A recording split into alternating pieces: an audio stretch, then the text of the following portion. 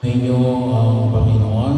At sumayin. Ang mabuting balita ng Panginoon ayon kay San Marcos. Patuloy sa iyo, Panginoon.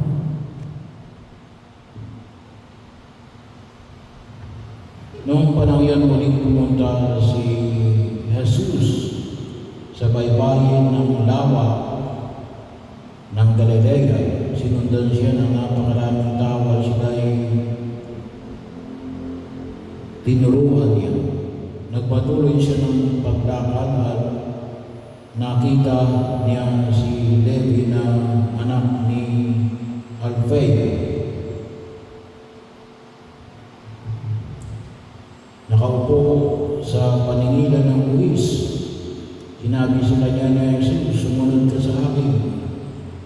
Tumindig naman si Levi at sumunod. Nang si Jesus ay ang kanyang mga alagad ay kumakain sa bahay ni Levi, nakisalo sa kanila ang maraming publikano at mga kasalanang sumunod sa kanya.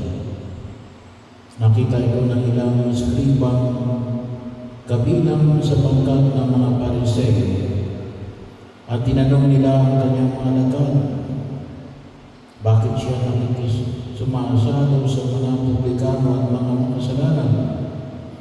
Narinig ito na Jesus at siya ay sumagot, hindi na kailangan ng manggagamot ang walang sakit, kundi ang may sakit.